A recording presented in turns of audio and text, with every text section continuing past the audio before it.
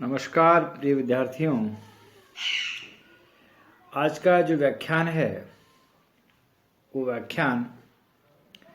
Central state legislative relations के बारे में है, केंद्र राज्य विधायी संबंधों के संबंध में है। और एक ये महत्वपूर्ण विषय है और साथ ही इस पर चर्चा करने के लिए हमें विभिन्न महत्वपूर्ण संवैधानिक प्रावधानों की बात करेंगे और साथ ही इस बात की तफसील से चर्चा करेंगे कि जिस संघीय ढांचे की कल्पना करके भारत में संसदीय लोकतंत्र की स्थापना की गई थी कि क्या वो सुचारू रूप से काम कर रहा है और वो किस प्रकार से भारत को बेनिफिटेड कर रहा है। सबसे पहले बात आती है कि हम बात करते हैं कि भारत जो है उस भारत में जो विधायी प्रक्रिया है या शासन के हमने 3 स्तर माने हैं, केंद्रीय स्तर, राज्य स्तर और साथ में स्थानीय स्तर। केंद्रीय स्तर पर संसद जो है वह लोकसभा और राज्यसभा के माध्यम से विधायी प्रक्रिया पूरी करती है। साथ ही राज्य स्तर पर राज्य विधानमंडल है वो विधायी प्रक्रिया पूरी करते हैं। तीसरे स्तर पर विधायी प्रक्रिया नहीं होती है लेकिन वो कुछ प्रकार के अधिकार दिए गए हैं जिनमें प्रशासनिक और साथ में वित्तीय अधिकार उनमें शामिल है। तो सबसे पहले बात हम करते हैं कि जिस संघीय व्यवस्था की हम बात कर रहे हैं उस संघीय व्यवस्था के अपने कुछ लक्षण हैं, कुछ गुण हैं और इन्हीं कारण से भारत में जो संघीय व्यवस्था है उसमें शक्ति विभाजन किया गया है। शक्ति विभाजन से तात्पर्य यह है कि शासन के विभिन्न स्तरों के मध्य विधायी, प्रशासनिक और वित्तीय जो विषय हैं उनका बंटवारा या उनकी अधिकारिता की जो सीमाएं हैं उन अधिकारिता की सीमाओं को स्पष्ट रूप से उनकी व्याख्या करना और उनको सीमांकित करना। भारत जो कि संघात्मक शासन का देश है और हमने संघात्मक शासन प्रणाली अपनाई है। इस संघात्मक शासन प्रणाली के अपने लक्षण हैं जिसमें सबसे पहले यह है कि दोहरी शासन व्यवस्था। संघ जो है वो विभिन्न इकाइयों से मिलकर के बनता है। इसका मतलब है कि 2 प्रकार की प्रशासनिक या शासनिक व्यवस्था होती है। एक है जो सब लोगों से मिलकर के बनती है, इसको केंद्रीय या यूनियन कहा जाए, इसको फेडरल सिस्टम कहा जाए तो फेडरल है।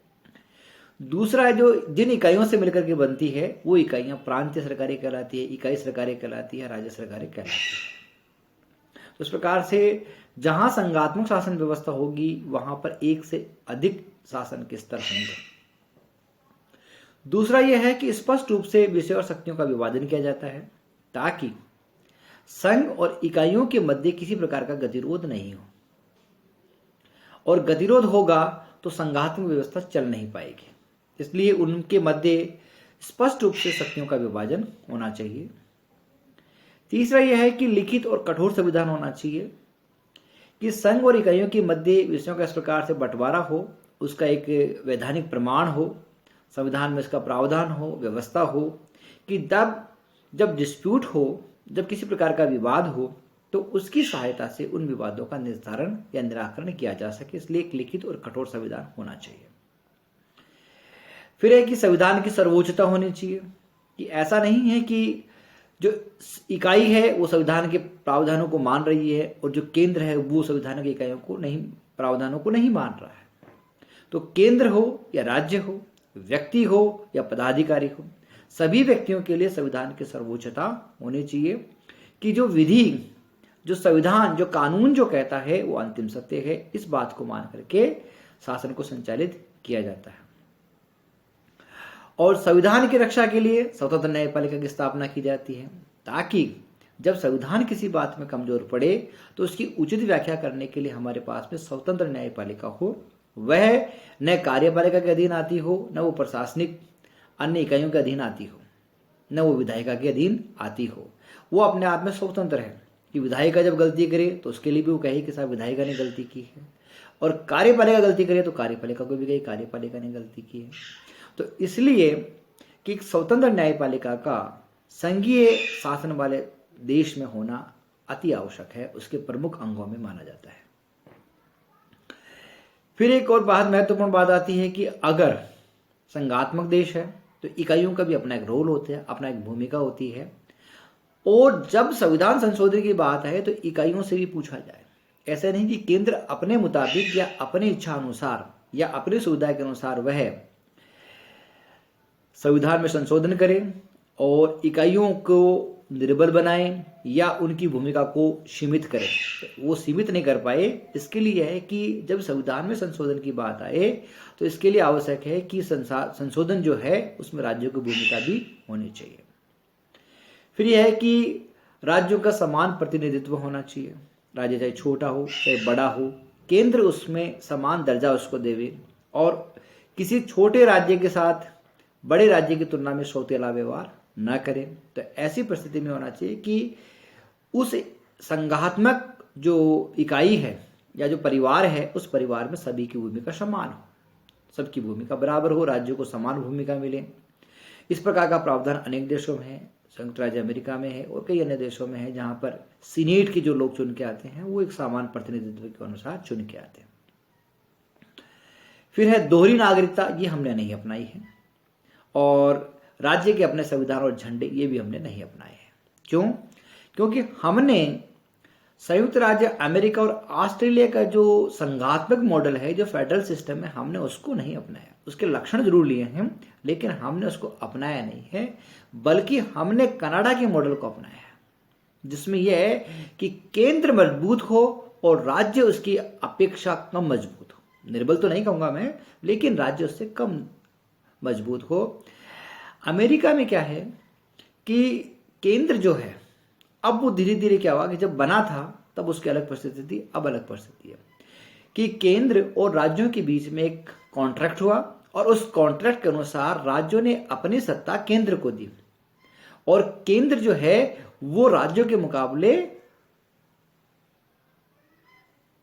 मजबूत नहीं होता है। इसका मतलब यह है कि अमेरिका ने अब सुधार करके अपने केंद्र को मजबूत किया है और साथ में जो उसने फेडरल सिस्टम का या जो फेडरल का जो उसने कॉन्स्टिट्यूशन बना रखा है उसमें केवल फेडरल या यूनियन के बारे में ही प्रावधान है, राज्यों के अपने कोई प्रावधान नहीं है। राज्यों के प्रावधान अपने अपने संविधान और अपने अपने हिसाब से। हमने अपनाया कि हमारा जो संविधान है वो एक ही होगा, चाहे राज्य अपनाए चाहे संघ अपनाए, और उन सब में उन सब का वर्णन होगा, चाहे राज्य का वर्णन होगा और संघ का भी वर्णन होगा। तो इस भांति हमने कनाडा मॉडल को अपना करके केंद्र को मजबूत बनाया है और राज्यों को उसके अपेक्षा में कम मजबूत बनाया है। इसलिए हमारे यहाँ पर जो संघात्मक शासन प्रणाली है वो पूरी तरह से संघात्मक न होकर के बल्कि यूनियन स्टाइल की या परिसंघात्मक शासन प्रणाली हमारे यहाँ पर पाई जाती है। जब संघात्मक शासन प्रणाली है तो संघ और राज्यों के बीच में अपने एक क्षेत्र है और सबसे महत्वपूर्ण क्षेत्र है कि संघ और राज्यों के बीच में उनकी शक्तियों का बंटवारा किया जाए और इसलिए बंटवारा करने के लिए शक्ति पृथक्करण के क्षेत्रों की कल्पना की गई कि शक्ति पृथक्करण आखिर किन किन क्षेत्रों में किया जाए, कि केंद्र और राज्यों के जो अलग अलग क्षेत्र वो कौन से होंगे। तो सबसे पहला महत्वपूर्ण है कि विधायी संबंध, कि सबसे पहले बात आती है कि विधायी संबंधों में या विधायी जो विषय हैं उन विषयों का बंटवारा किया जाए। दूसरा यह है कि क्योंकि केंद्र और राज्यों को अपने शासन प्रशासन को चलाने के लिए वित्त की आवश्यकता होती है और वित्त प्रशासन का रक्त होता है और बिना रक्त के कोई भी जीवित नहीं रहता। अगर हम राज्य को एक जीव रूपी संरचना माने तो स्वाभाविक रूप से है कि राज्य को चलाने के लिए रक्त रूपी वित्त या वित्त रूपी रक्त का हमें कहते कि सहारा लेना ही होगा। तो वित्तीय संबंधों का बंटवारा किया जाना चाहिए। साथ ही प्रशासनिक संबंधों का बंटवारा किया जाना चाहिए कि केंद्र और राज्यों के बीच में विभिन्न प्रकार की जो गतिविधियां हैं आखिर वो करने तो एक ही प्रकार के नागरिकों के लिए। अगर हम ये कहें कि साहब संयुक्त राज्य अमेरिका का न्यूयॉर्क जो स्टेट है उसके नागरिकों की जो आवश्यकताएं हैं वो कैलिफोर्निया के नागरिकों से अलग हो सकती है, लेकिन जब वाशिंगटन DC या जब फेडरल सिस्टम देखिएगा तो दोनों को एक नज़र से देखिएगा। तो इसलिए उनके मध्य प्रशासनिक जो प्रबंध है, जो संबंध है, उनको बेहतर कैसे बनाया जा सके, इसके लिए भी प्रशासनिक संबंधों की व्याख्या की जानी चाहिए। और साथ ही है कि अंतर्राज्यीय परिषद के एक राज्य से दूसरे राज्य के बीच में जो संबंध है उनका भी बंटवारा होना चाहिए, वो किन किन क्षेत्रों में अपनी भूमिका निभाएंगे। तो इस प्रकार से केंद्र राज्य संबंधों की जब चर्चा की जाती है तो विधायी संबंध, वित्तीय संबंध, प्रशासनिक संबंधों की चिंता या चर्चा की जाती है। अब हम ये बात करते हैं कि साहब जो विधायी संबंध है वो भारत में किस प्रकार से है और भारत में विधायी संबंधों के लिए क्या कहा गया है। तो हमने कहा कि भारत में जब संघात्मक शासन प्रणाली है तो इसका तात्पर्य है कि संघ अपने लिए विधि, कानून और व्यवस्था अपने उनकी अलग होगी और राज्य जो है उनकी विधि, कानून और प्रशासनिक व्यवस्था उनकी अलग होगी। इसका मतलब है कि दोनों के बीच में शक्ति विभाजन पाया जाता है। और इसी कारण से भारत के संविधान के अनुच्छेद 245 में यह कहा गया है कि इस संविधान के उपबंधों के अधीन रहते हुए संसद भारत के संपूर्ण राज्य क्षेत्र या उसके किसी भी भाग के लिए विधि बना सकेगी। इसका मतलब है कि संसद की जो अधिकारिता है वो भारत के संपूर्ण क्षेत्र पे, वो किसी भी राज्य के अधीन आता हो उससे कोई तात्पर्य नहीं है, कोई विशेष नहीं बन जाता इसके लिए। तो भारत की जो संसद है वो संपूर्ण भारतीय क्षेत्र के लिए, उपमहाद्वीप के लिए, जिसमें भारत राज्य शामिल है, उसके लिए विधि बना सकेगी। इसी प्रकार से जो विधानमंडल है वो अपने निश्चित या सीमित क्षेत्र में जो एक राज्य के लिए परिभाषित किया गया है तो राज्य विधानमंडल उसमें अपने अधिकारिता का उपयोग करेगा और विधि और कानून का निर्माण करेगा। तो आर्टिकल 245 जो है वो बताता है कि विधि निर्माण की जो अधिकारिता है वो कहाँ तक होगी, संसद की पूरे भारत में और राज्य की अपने अपने क्षेत्रों में। उसके बाद आर्टिकल 246 में संघ और राज्यों के बीच में शक्तियों का विभाजन को मौलिक रूप दिया गया है और इसके लिए 7वीं अनुसूची भारतीय संविधान में जोड़ी गई है और इस सूची में 3 सूचियों का वर्णन किया गया है, संघ सूची, राज्य सूची और संवर्धित सूची। सेंट्रल लिस्ट से तात्पर्य है कि वो जहां पर संसद की अधिकारिता है। संघ सूची में 97 विषय शामिल किए गए थे प्रारंभ में संविधान के समय और अब वर्तमान में ये बढ़कर के 100 हो गए, लेकिन इनका क्रमांक 97 ही है, इनका क्रमांक आज भी नहीं बदला है। दूसरा है राज्य सूची में 66 विषय उस समय रखे गए थे और वर्तमान में 62 विषय हैं। शिक्षा, वन, वन्य जीव जंतु एवं पक्षी, ये जो 4 विषय हैं, इन विषयों को क्योंकि भारत में एक रूपता लाने के लिए इन विषयों को संवर्धित सूची में परिवर्तित कर दिया गया है, शामिल कर दिया गया है, लेकिन इनका क्रमांक अभी भी राज्य सूची में ही बोलता है। तीसरे प्रकार की जो बंटवारा है वो संवर्धित सूची का है और इसमें तत्कालीन परिस्थितियों में 47 विषय रखे गए थे और वर्तमान में ये बढ़ करके 52 हो गए हैं। तो 4 विषय जो राज्य सूची से लिए गए हैं और जनसंख्या नियंत्रण और परिवार कल्याण का विषय नया जोड़ा गया है। तो इस प्रकार से वर्तमान में संघ सूची में 100 विषय, राज्य सूची में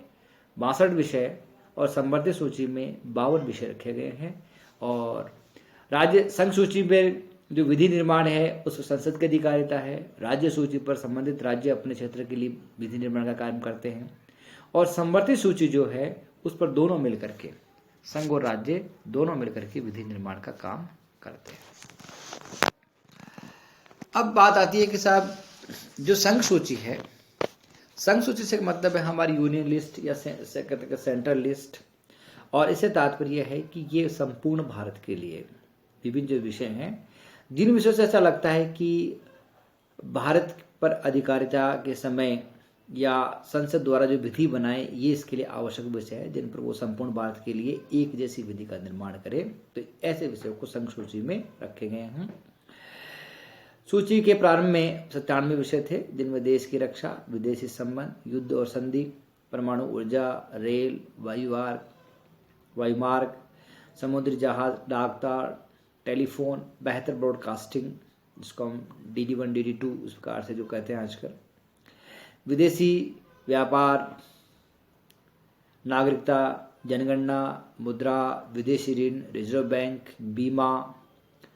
विनिमय पत्र, चेक, बांट माप, चलचित्रों को मंजूरी, कर से आय से भिन्न आय पर टैक्स जिसको हम डायरेक्ट टैक्सेस कहते हैं, सीमा शुल्क जिसको इनडायरेक्ट टैक्सेस कहते हैं।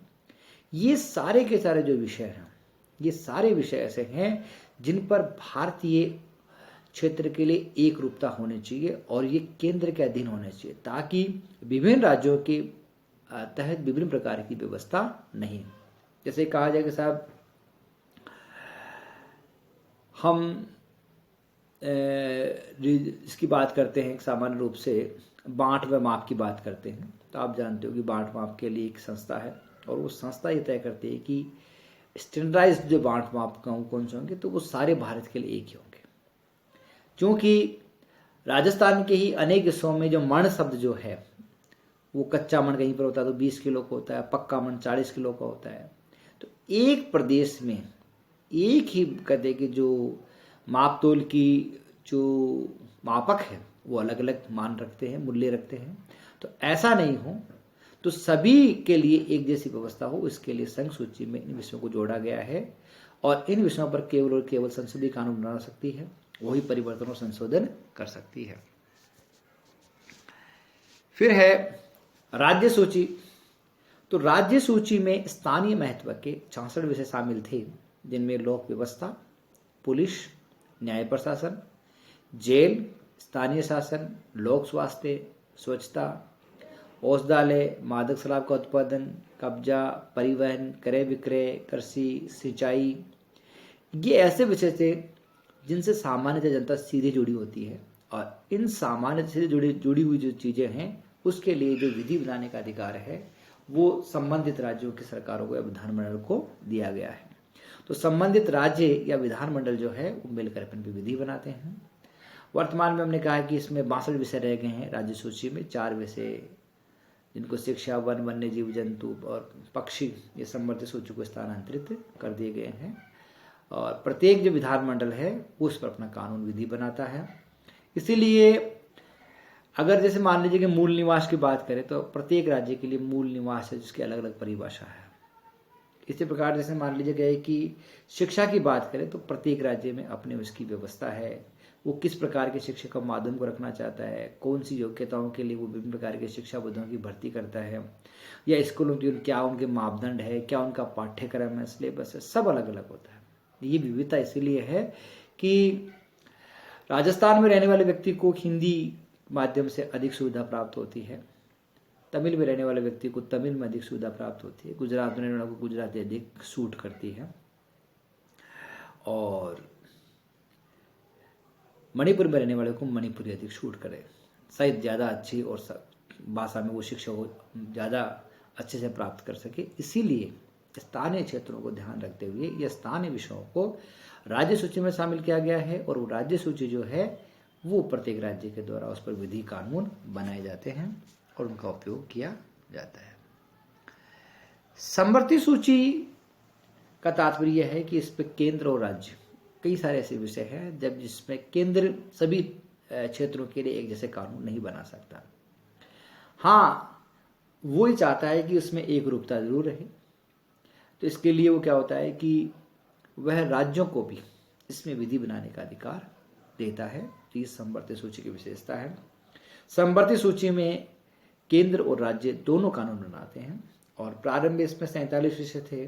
जिसमें दंड, विधि, दंड प्रक्रिया, विवाह, विवाह विच्छेद, संविधान, न्याय प्रशासन, उच्चतम न्यायालय, उच्च न्यायालय से भिन्न सिविल प्रक्रिया कोई हो, आर्थिक सामाजिक योजना, जनसंख्या नियंत्रण, व्यापार, संघ, सामाजिक सुरक्षा विधि, भारतीय जलमार्ग, ये जो चीज़ें हैं इन पर कहते हैं कि दोनों को कानून बनाने का अधिकार है। तो इस प्रकार से समवर्ती सूची जो विषय है, हमने कहा कि इसमें 4 विषय राज्य सूची से और एक विषय नया जिसको परिवार नियंत्रण और जनसंख्या नियंत्रण और परिवार कल्याण कहा गया है। इस प्रकार से मिलाकर के इसमें 52 विषय वर्तमान में हैं। समवर्ती सूची पर हमने कहा कि केंद्र राज्य दोनों कानून बनाते हैं, लेकिन एक बहुत महत्वपूर्ण बात यह है कि केंद्र और राज्य के कानून अगर किसी मामले में विरोधाभासी है एक ही विषय पे बने हुए कानून विरोधाभासी है तो संघ या संसद द्वारा बनी हुई जो विधि है वो परवर्त रहेगी,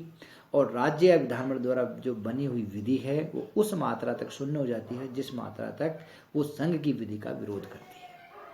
तो स्वाभाविक बात है कि कनाडा का जो हमने मॉडल अपनाया था वो यही है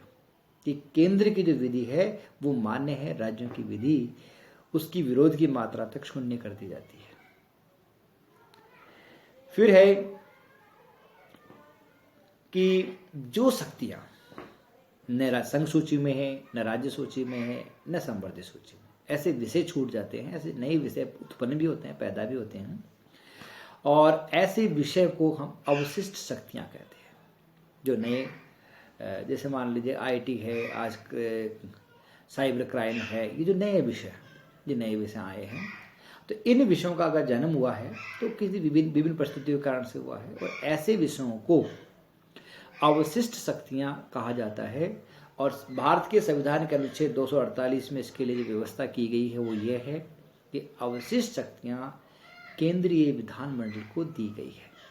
केवल और केवल उन पर संसद कानून बना सकता है। मैं ये कह रहा था कि कनाडा मॉडल है जिसमें अवशिष्ट शक्तियां केंद्र को दी जाती है।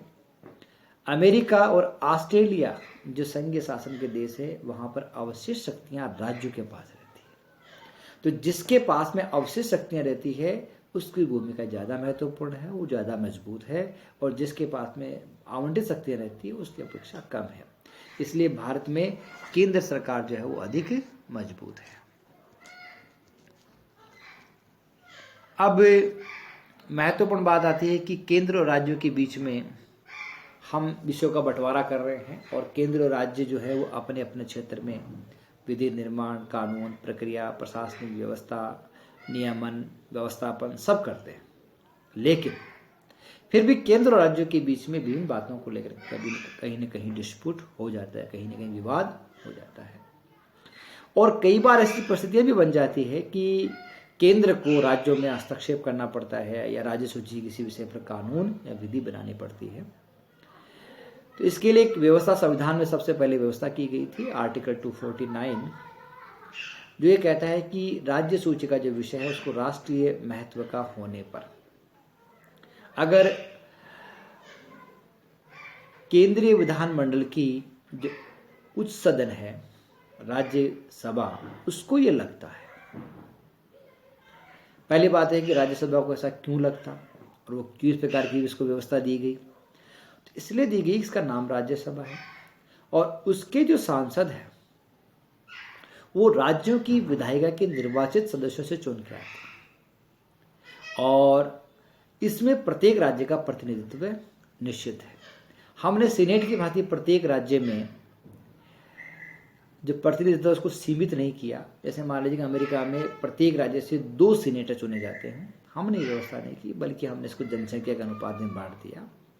ताकि प्रत्येक राज्य को लगे कि मेरा जितना क्षेत्रफल है और मेरी जितनी जनसंख्या हो और मेरा जितना प्रभुत्व होना चाहिए संसद में, उस प्रकार का प्रतिनिधित्व मुझे मिला है। तो इस भांति राज्यसभा जो है, उस राज्यसभा में जो राज्यों का सभा कहलाती है, राज्यों का सदन कहलाता है, इसमें राज्य के निर्वाचित व्यक्ति अपने प्रतिनिधियों को चुनते हैं और वो राज्यों की बात रखता है। उसको ये अधिकार दिया गया है कि अनुच्छेद 249 के अनुसार राज्यसभा अपने 2/3 बहुमत से ये प्रस्ताव स्वीकार कर लेती है कि राज्य सूची में उल्लेखित किसी विषय पर जो राष्ट्रीय महत्व का हो गया है, उसको ऐसा लगता है कि इस पर संसद कानून बनाए,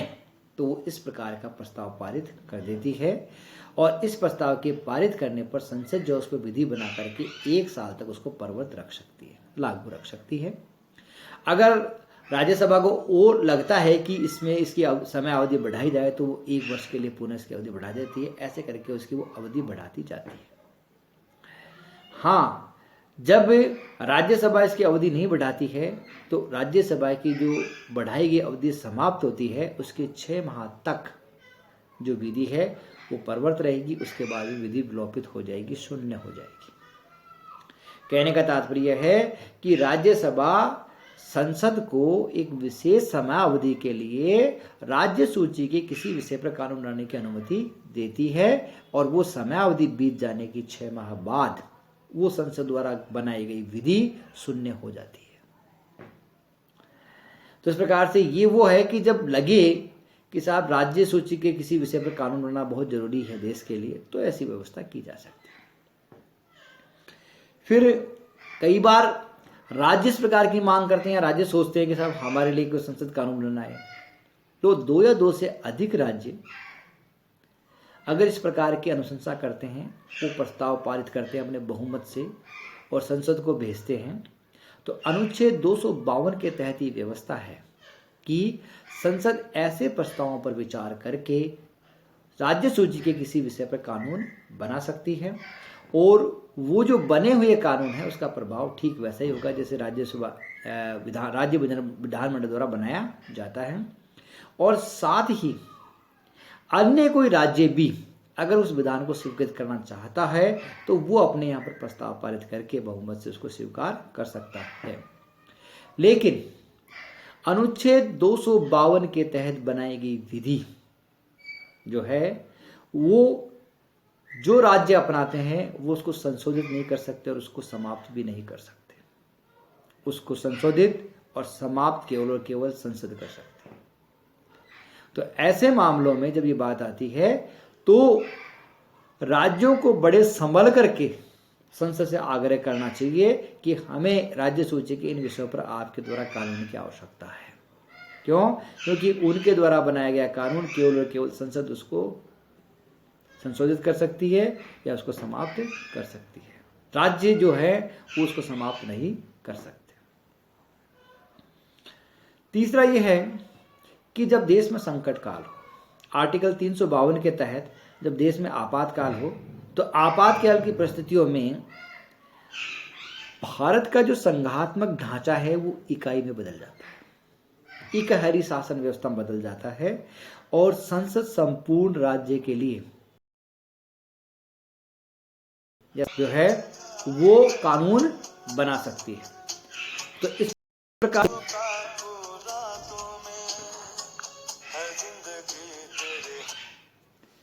प्रकार से हम ये देखते हैं कि जो संसद है वो जब आपातकाल का दौर चालू हो तो उस आपातकाल के दौर में जो विधि बनाती है वो विधि जो है वो सभी संपूर्ण भारत के लिए बनाई जाती है और उस समय उसको किसी की अनुमति की आवश्यकता भी नहीं होती और राज्यों के प्रस्ताव की आवश्यकता भी नहीं होती। लेकिन आपातकाल के लिए बनाई हुई आपातकाल के दौरान राज्य सूची पर बनाई गई जो विधि है वो आपातकाल के समाप्ति के 6 माह तक ही जीवित रहती है, उसके बाद वो शून्य हो जाती है। ऐसा नहीं है कि 252 के तहत बनाई गई विधि परमानेंट हो जाए, ऐसे प्रकार की विधि जो है वो आपातकाल के दौरान नहीं बने। आपातकाल के दौरान व्यवस्था आपातकाल की है, तो इसलिए संघ को इतना अधिकार दिया गया है कि आपातकाल समाप्त, उसके 6 माह बाद वो विधि भी समाप्त। फिर आर्टिकल 253 में व्यवस्था की गई है कि अगर भारत सरकार विभिन्न प्रकार की जो विदेशों से संधि और विभिन्न प्रकार के जो समझौते करती है, उन समझौतों को लागू करने के लिए कई बार ऐसी परिस्थिति आती है कि उसको राज्य सूची के किसी विषय पर कानून बनाने की आवश्यकता हो, तो वह बिना किसी की अनुमति के वो कानून बना सकती है।